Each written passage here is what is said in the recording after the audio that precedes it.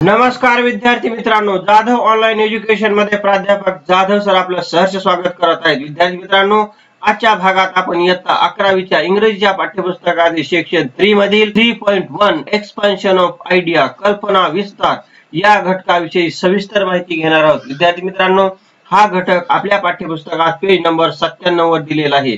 चला तर मग विद्यार्थी मित्रांनो, आपला जास्त वेळ न घेता प्रत्यक्ष अभ्यासाला सुरुवात करूया।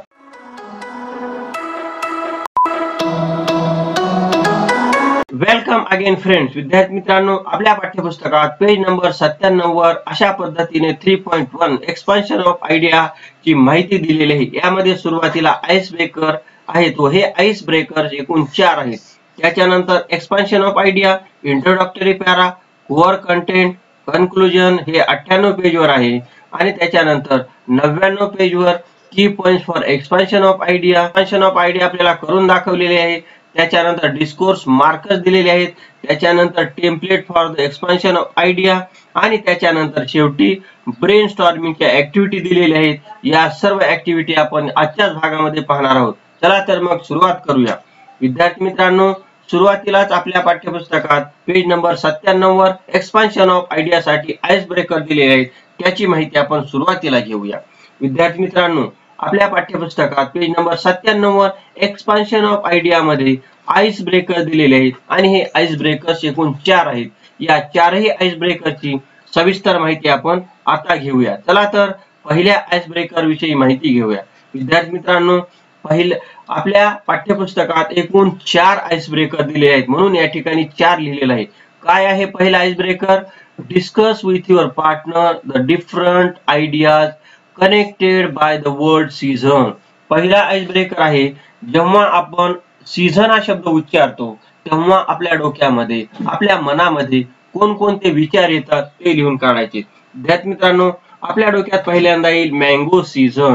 जेव्हा आपण सीझन हा शब्द उच्चारतो तेव्हा आपल्या डोक्यामध्ये मँगो सीझन म्हणजे आंब्याचा ऋतू हा विचार येतो। त्याच्यानंतर आणखी काय विचार येतो? हॉलिडे पिरियड, कारण आपला हॉलिडे सीझन असतो, सुट्ट्यांचा सीझन, हा एक विचार आपल्या मनात येईल। त्याच्यानंतर फ्रूट्स, तिसरा विचार येईल फ्रूट सीझन, फळांचा सीझन। आणि अत्यंत महत्त्वाचा आणखीन विचार येतो क्रिकेट सीझन। विद्यार्थी मित्रांनो, तुमच्या मनात आणखीन वेगवेगळे विचार येत असतील, ते वेगवेगळे विचार तुम्ही तुमच्या वहीमध्ये लिहून काढू शकता। पुढचा आइस ब्रेकर आहे select season of your choice and give the following details. आपल्याकडे किती ऋतू आहेत? 3। या 3 ऋतूपैकी उन्हाळा, पावसाळा, हिवाळा, समर, विंटर, मान्सून यापैकी कोणताही एक ऋतू निवडा आणि त्या ऋतूसाठी दिलेले जे मुद्दे आहेत त्या मुद्द्यानुसार माहिती येथे लिहून काढा। आपण निवडलेला ऋतू आहे मान्सून। मान्सून म्हणजे पावसाळा आणि पहिला मुद्दा याच्यामध्ये दिलेला आहे टाइम ऑफ द इयर। पावसाळ्याचा कालावधी कधी असतो? आपल्या वर्षामध्ये मान्सून असतो जून टू सप्टेंबर।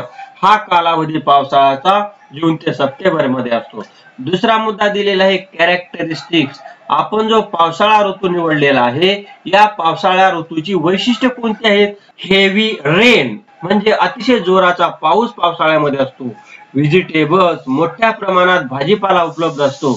ग्राउंडनट्स, त्याच पद्धतीने पावसाळ्यामध्ये भुईमुगाच्या शेंगा येत असतात।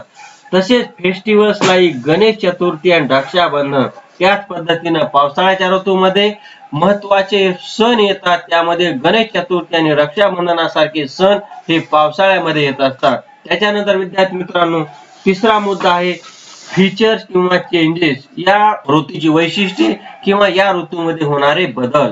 लवली डार्क क्लाउड, या ऋतूमध्ये अत्यंत गडद असे सुंदर सुंदर ढग आकाशामध्ये जमा होतात। गस्टी वाइंड्स, जोराची हवा असते। कूल ब्रीज, थंड हवा असते। लो टेम्परेचर, तापमान अत्यंत खाली येतं। ग्रीन लीव्स, सगळीकडे हिरवीगार पानं असतात। लेक्स ऑफ फुल वॉटर, सगळीकडचे तलाव, छोटी छोटी जे तलाव आहेत, छोटे छोटे जे लेक्स आहेत ते पाण्याने फुल भरलेले असतात, पूर्ण भरलेले असतात। आणि कलरफुल फ्लावर्स, त्याच पद्धतीने सर्वत्र पावसाळ्यामध्ये रंगीबेरंगी फुलं आपल्याला निसर्गात दिसत असतात। पुढचा भाग आहे चौथा, ऍडव्हान्टेजेस और डिसएडव्हान्टेजेस। आपण जो पावसाळा ऋतू निवडलेला आहे, या पावसाळा ऋतूचे ऍडव्हान्टेजेस म्हणजे फायदे कोणते आहेत आणि डिसएडव्हान्टेजेस म्हणजे तोटे कोणते आहेत याची माहिती आपण आता घेऊया. विद्यार्थी मित्रांनो, सुरुवातीला आपण पावसाळ्याचे ऍडव्हान्टेजेस म्हणजे फायदे कोणते आहेत ते पाहूया. Temperature comes down. उन्हाळ्यामध्ये टेम्परेचर खूप असतं आणि उन्हाळ्यानंतर लगेच पावसाळा असतो आणि त्या पावसाळ्यामध्ये जास्त असलेलं टेम्परेचर हे कमी होतं. Water available. उन्हाळ्यामध्ये आपल्याला पाण्याचं दुर्भिक्ष असतं, परंतु पावसाळ्यामध्ये पाणी मोठ्या प्रमाणात उपलब्ध होतं. Beautiful sea. पावसाळ्यामध्ये समुद्र अतिशय छान दिसतो, सुंदर दिसतो. Green surrounding. तसंच अवतीभोवतीचं वातावरण हे हिरवगार असतं. हे पावसाळ्याचे ऍडव्हान्टेजेस आहेत. आता आपण पावसाळ्याचे डिसएडव्हान्टेजेस पाहूया. Flood situation. विद्यार्थी मित्रांनो, पावसाळ्यामध्ये पुराची परिस्थिती निर्माण होते. डिसीजेस म्हणजे रोगराई पसरते. इन्सेक्ट्स म्हणजे कीटकांचं प्रमाण वाढतं. फूड टर्न्स बॅड म्हणजे अन्न पदार्थ लवकर खराब होतात. Mud on the road. रस्त्यावर सगळीकडे चिखल असतो. आणि कॅच कोल्ड म्हणजे पावसाळ्यामध्ये सर्वसाधारणपणे सर्वत्र बऱ्याच व्यक्तींना सर्दी झालेली आपल्याला आढळून येते. याच्या नंतरचा पुढचा भाग म्हणजे पुढची आईस ब्रेकर आहे. Proverbs associated with the word season. For example, make hay while the sun shines. आपल्याला पुढचा आईस ब्रेकर दिलेला आहे का सीझन या ऋतूशी संबंधित असलेल्या काही म्हणी लिहून काढा. आणि या ठिकाणी एक म्हण लिहून दिलेली make hay while the sun shine. तर आपण म्हणी पाहूया. असोसिएटेड प्रोव्हर्ब संबंधित म्हणी. मेक द हे व्हाईल द सन शाईन ही आपल्या पाठ्यपुस्तकात दिलेली म्हण आहे. आपण दुसऱ्या म्हणी पाहूया. पहिली म्हण आहे every cloud has a silver lining. दुसरी म्हण पाहूया. One swallow does not make a summer. आणि आता पुढचे आईस ब्रेकर्स आहे get the meaning of the above proverbs and write them down along with a sentence of your own. आता जे आपण म्हणी पाहिल्या त्या म्हणींचा अर्थ आपल्याला वाक्यामध्ये वापरून व्यक्त करायचा आहे. चला तर आपण त्याचा ते पाहू. गेसिंग the meaning and making on sentences. त्या म्हणींचा अर्थ सांगणे आणि त्यांचा वापर वाक्यामध्ये करणे. हे आईस ब्रेकर पाहूया. पहिली म्हण म्हणजे प्रोव्हर्ब आहे make hay while the sun shines. Meaning म्हणजे त्याचा अर्थ आहे take use of opportunity before it's last. जेव्हा आपल्या समोर एखादी संधी येते तेव्हा ती संधी संपण्यापूर्वीच आपण त्याचा फायदा घ्यायला पाहिजे. आपण त्याचा वाक्यामध्ये उपयोग पाहूया. Sentence one who makes hay while the sun shines sees better days in future life. जेव्हा एखादा व्यक्ती आलेल्या संधीचं सोनं करतो तेव्हा त्याचा भविष्यकाळ उज्ज्वल होत असतो. दुसरी म्हण आहे every cloud has silver lining. त्याचा मीनिंग आहे if there something bad happens with you it has a better side. जेव्हा तुमच्या बाबतीत एखादी वाईट गोष्ट घडते तेव्हा त्याच्याशी संबंधित असलेली दुसरी चांगली बाजू सुद्धा घडत असते. सेंटेन्स वाक्यामध्ये त्याचा उपयोग पाहूया. We should not become nervous if bad situation happens with us as every cloud has silver lining. जर आपल्या बाबतीत एखादी वाईट घटना घडली तर आपण दुःखी होऊ नये, कारण त्या वाईटामध्ये सुद्धा चांगली गोष्ट दडलेली असते. त्याच्यानंतर विद्यार्थी मित्रांनो तिसरी म्हण आहे one swallow does not make a summer. Meaning म्हणजे त्याचा अर्थ आहे one instance does not indicate whole performance of the event. एखाद्या कृतीवरून पूर्ण गोष्टीचा परफॉर्मन्सचा अंदाज आपण लावू शकत नाही. एखाद्या छोट्याशा कृतीवरून संपूर्ण कृती निदर्शित होत नाही, दर्शवली जाऊ शकत नाही. त्याचं वाक्य होईल We should not fly in the after getting success first time because swallow does not make a summer. जेव्हा एखाद्या गोष्टीमध्ये आपल्याला उत्तुंग यश मिळतं पहिल्यांदाच तेव्हा आपण त्या यशाने हुरळून जाऊ नये, कारण एकाच गोष्टीमध्ये सर्व गोष्टी एका गोष्टीने सर्व गोष्टी या इंडिकेट केल्या जात नाही. आता त्याच्यानंतर विद्यार्थी मित्रांनो पुढची ऍक्टिव्हिटी आहे आईस ब्रेकरची डिस्कसिंग विथ आवर पार्टनर. सहकार्यासोबत चर्चा. काय आहे? Discuss with your partner on the following topics. Express your views and opinions in favour and against the topic. या ठिकाणी जे 4 मुद्दे दिलेले आहेत या 4 मुद्द्यावर आधारित आपल्याला आपले त्याच्या बाजूचं मत आणि त्याच्या विरोधी मत व्यक्त करायचं आहे. चला तर आपण पहिला मुद्दा घेऊया. पहिला मुद्दा आहे topic are sports essential in junior college. कनिष्ठ महाविद्यालयामध्ये खेळ असायला पाहिजेत का? याच्या फेवर मधले मुद्दे म्हणजे त्याच्या बाजूचे मुद्दे आपण घेऊया. डेव्हलप हेल्थ असायला पाहिजेत कारण त्याच्यामुळे आरोग्य सुधारतं. रिफ्रेश माइंड खेळण्यामुळे मन प्रसन्न होतं. टीम स्पिरिट विद्यार्थ्यांमध्ये संघ भावनेची निर्मिती होते. Sound mind leaves in a healthy body कारण हेल्दी बॉडी म्हणजे निरोगी शरीर असेल तर त्याचं मन सुद्धा चांगलं असतं. आता त्याच्या विरोधी मुद्दे बघू. Points against waste of time खेळणे म्हणजे वेळ वाया घालवणे आहे. करिअर इज इम्पॉर्टंट खेळापेक्षा आता आपल्या करिअरला महत्व द्यायला पाहिजे. स्पोर्ट्स लेटर खेळ काय शिक्षण झाल्यावरही खेळता येतील. एंट्रन्स टेस्ट आपल्या समोर प्रवेश परीक्षा द्याव्या लागतात त्याचा अभ्यास करणं गरजेचं असतं. खेळ जर खेळत बसलो तर त्याचा अभ्यास होणार नाही. मस्ट बी प्रॅक्टिकल माणसाने व्यवहारामध्ये व्यावहारिक व्हायला पाहिजे. त्याच्यानंतर पुढचा मुद्दा आहे topic B are college council election essential in junior college. विद्यालयामध्ये निवडणुका गरजेच्या आहेत का? त्याच्या बाजूचे मुद्दे आपण सुरुवातीला पाहूया. वी हॅव डेमोक्रेसी असायला पाहिजे कारण आपल्याकडे लोकशाही आहे. मस्ट नो पॉलिटिक्स विद्यार्थ्यांना शालेय जीवनात राजकारणाची ओळख व्हायला पाहिजे. फ्युचर सिटीजन्स आपल्या महाविद्यालयातील विद्यार्थी म्हणजे भविष्याचे नागरिक असतात म्हणून निवडणुका असायला पाहिजेत. आता आपण याच्या विरोधी मुद्दे पाहूया. स्टडीज आता अभ्यास महत्वाचा असतो राजकारण नाही. रॉंग पाथ विद्यार्थी वाईट मार्गाला जाण्याची शक्यता असते. Get into bad company विद्यार्थी वाईट संगतीमध्ये पडतात. पॉलिटिक्स लेटर अगोदर शिक्षण आणि नंतर राजकारण करता येईल. त्याच्यानंतर पुढचा मुद्दा आहे C is cellphone the need of the time. आता आपल्याकडे जे सेलफोन आहेत हे सेलफोन काळाची गरज आहे का? त्याच्या बाजूचे मुद्दे पाहू. Points in favour the world is progressive जग सुधारत आहे म्हणून सेलफोन ही काळाची गरज आहे. कम्युनिकेशन संवाद साधण्यासाठी ते महत्वाचं आहे. फास्टर इझियर ते जलद आहे आणि सोपं आहे. वुमेन वर्कआउट आज महिला घर सोडून बाहेर जात आहेत काम धंद्यासाठी म्हणून त्यांना घराशी संपर्क जर ठेवायचा असेल तर सेलफोनची गरज आहे. त्याच्या विरोधातले मुद्दे पाहूया म्हणजे अगेन्स्ट बॅड फॉर हेल्थ सारखा मोबाईलचा वापर करणे हे आपल्या आरोग्यासाठी घातक आहे. इलनेस याच्यामुळे आपल्याला आजार जडू शकतात. वेस्ट ऑफ टाइम आपल्या वेळेचा अपव्यय होतो. सायबर क्राईम इन्क्रीज याच्यामुळे सायबर गुन्हे वाढतायत.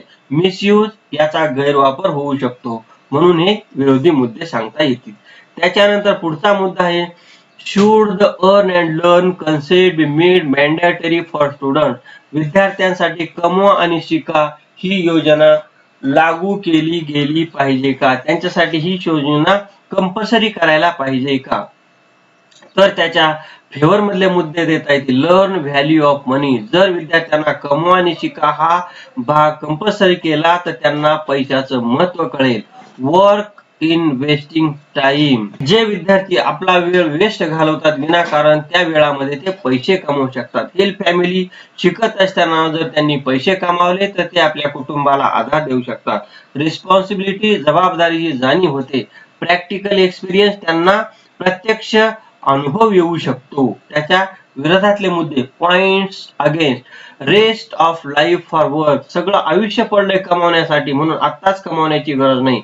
एन्जॉयमेंट आता विद्यार्थ्यांनी मौज मजा करायची असते. शुड हॅव हॉबीज आपल्याकडे काही छंद असतात ते छंद जोपासायला पाहिजेत पैसे कमावण्यापेक्षा. डेव्हलप हेल्थ आपण आपलं आरोग्य सुधारायला पाहिजे. अर्न लेटर पैसे काय नंतर कमावता येतील. विद्यार्थी मित्रांनो आता याच्यानंतर आपण एक्सपान्शन आयडिया म्हणजे कल्पना विस्तार याचा सविस्तर अभ्यास करणार आहोत. चला तर मग त्याचा अभ्यास पाहूया. विद्यार्थी मित्रांनो आपल्या पाठ्यपुस्तकात एक्सपान्शन ऑफ आयडियाचे अशा पद्धतीने मुद्दे दिलेले आहेत त्याचा अभ्यास करूया. विद्यार्थी मित्रांनो एक्सपान्शन ऑफ आयडिया मध्ये आपण कोणकोणत्या गोष्टीचा विचार करायला पाहिजे तर आपण एखादा पॅराग्राफ सविस्तरपणे त्याचं वर्णन करायला पाहिजे तो स्पष्ट करायला पाहिजे. त्याच्यानंतर काय करायला पाहिजे paragraph a series of connected sentence which develops one topic sentence असे स्वतंत्र पॅराग्राफ तयार करायला पाहिजेत आणि त्याच्यामध्ये एक विशिष्ट मुद्दा आपण स्पष्ट करून सांगायला पाहिजे. त्याच्यानंतरचा टॉपिक सेंटेन्स असायला पाहिजे. टॉपिक सेंटेन्स म्हणजे काय? It is a subject express in a sentence. हा एक असा विषय असतो जो विषय एका वाक्यामध्ये स्पष्ट करायचा असतो. It is brief and having central theme. या वाक्यामध्ये त्या आपल्या कल्पनेची संपूर्ण आयडिया आली पाहिजे आणि हा थोडक्यात असावा. त्याच्यानंतर मुद्दा इट हॅज 3 पार्ट. आणि टॉपिक सेंटेन्सचे 3 भाग असतात. पहिला भाग असतो इंट्रोडक्टरी पॅरा, दुसरा भाग असतो कोअर कंटेंट आणि तिसरा भाग असतो कन्क्लुडिंग पॅरा. इंट्रोडक्टरी पॅरा म्हणजे प्रस्तावना असते, कोअर कंटेंट म्हणजे महत्वाचा घटक, गाभा घटक असतो आणि कन्क्लुडिंग पॅरा म्हणजे त्याचा समारोप करणारा परिच्छेद त्याच्यामध्ये लिहावा लागतो. याच्यानंतर आपण इंट्रोडक्टरी पॅरा विषयी म्हणजे परिचयात्मक परिच्छेदाविषयी सविस्तर माहिती घेऊ. परिचयात्मक पॅराग्राफ मध्ये काय असायला पाहिजे हे आपल्या पाठ्यपुस्तकात दिलेलं आहे. त्याच्यामध्ये काय काय असायला पाहिजे? Always associated with topic. आपला जो हा मुद्दा आहे तो आपल्या विषयाशी संबंधित असायला पाहिजे. आणखीन काय असायला पाहिजे? Should be clearly understood. तो विषय आपला स्पष्टपणे समजला गेला पाहिजे. तसंच आणखीन काय पाहिजे? Literal, symbolic, metaphorical meaning needs to be given. याच्यामध्ये शब्दशः अर्थ दिला पाहिजे. त्याच्यामध्ये रूपक अलंकारात्मक माहिती दिली पाहिजे. त्याच्यानंतर काय पाहिजे? Focus should be on words for deeper meaning behind given idea. आपल्या कल्पनेमध्ये असलेला गर्भित अर्थ व्यक्त करण्यासाठी शब्दांवर लक्ष दिलं गेलं पाहिजे. त्याच्यानंतर आणखीन काय असायला पाहिजे? आता आपण कोअर कंटेंट म्हणजे मूळ गाभा याच्यामध्ये कोणते घटक असायला पाहिजेत याची माहिती घेऊया. Following points need to be taken into consideration. पुढचे मुद्दे याच्यामध्ये लक्षात घ्यायला पाहिजेत. पहिला, पाठ्यपुस्तकामध्ये आपल्या कोअर कंटेंट मध्ये काय काय माहिती दिली गेली पाहिजे ही माहिती दिलेली आहे. तीच माहिती आपण थोडक्यात पाहूया. त्याच्यामध्ये काय द्यायला पाहिजे? आपण त्याच्यामध्ये काही उदाहरणं द्यायला पाहिजेत, अनुभव सांगायला पाहिजेत किंवा काही घटनांचा उल्लेख करायला पाहिजे. त्याच्यानंतर आणखी unity and clarity in thoughts. आपल्या विचारामध्ये स्पष्टता आणि एकता असायला पाहिजे. आणखीन काय असायला पाहिजे? Use discourse markers conjunction. Discourse markers काय आहे याची माहिती आपण नंतर घेणारच आहोत. कंजक्शन म्हणजे त्याच्यामध्ये जोड शब्द उभयान्वयी अव्यय वापरायला पाहिजे. पुढचा मुद्दा principal subject in place of prominence.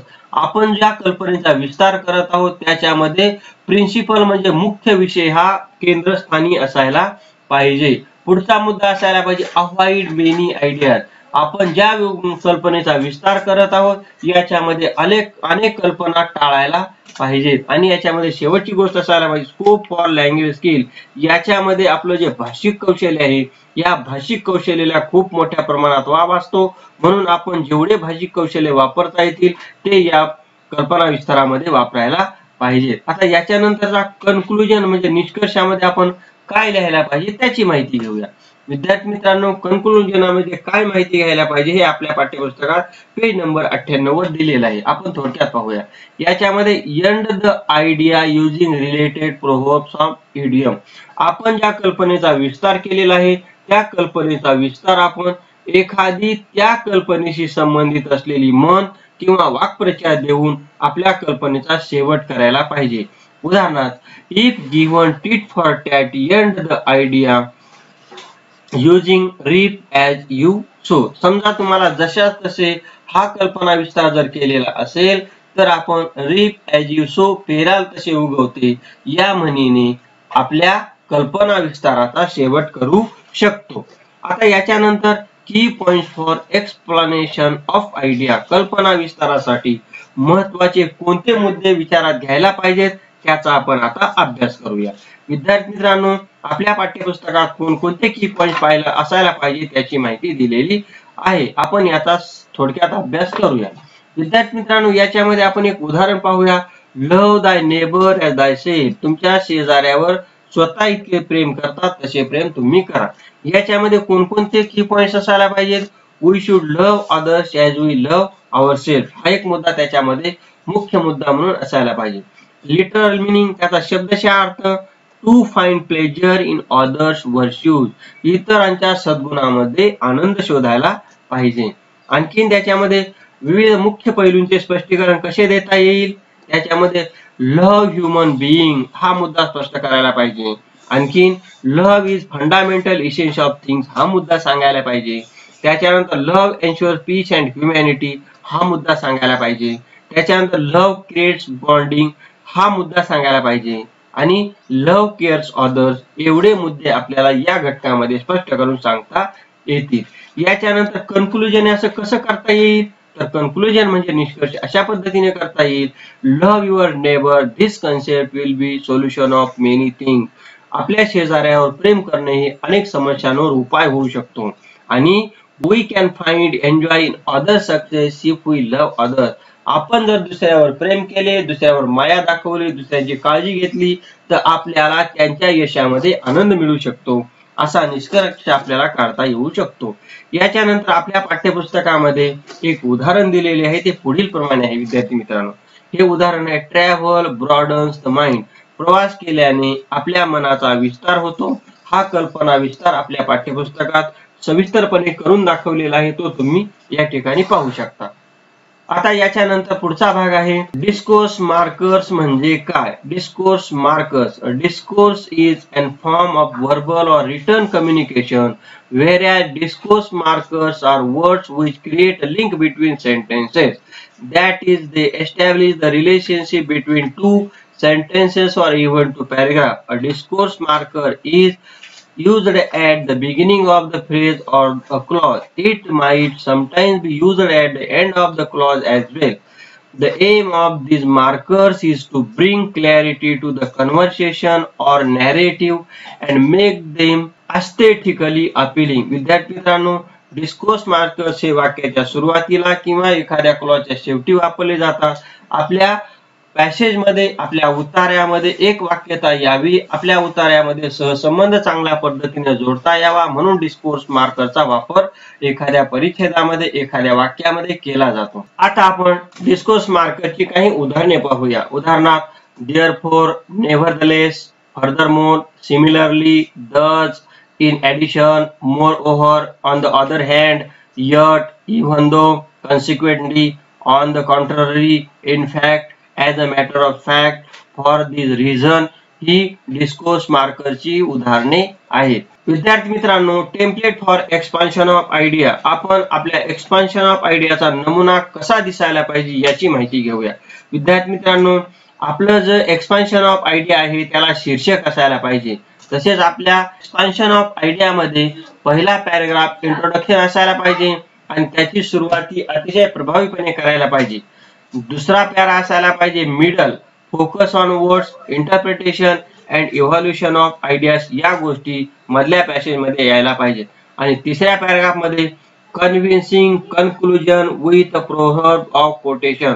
आपल्या कल्पना विस्ताराचा शेवट एखादं कोटेशन देऊन किंवा एखादी म्हण देऊन आपल्या संबंधित विचाराला ती संबंधित असलेली म्हण द्यायची आणि आपल्या कल्पना विस्ताराचा शेवट करायचा.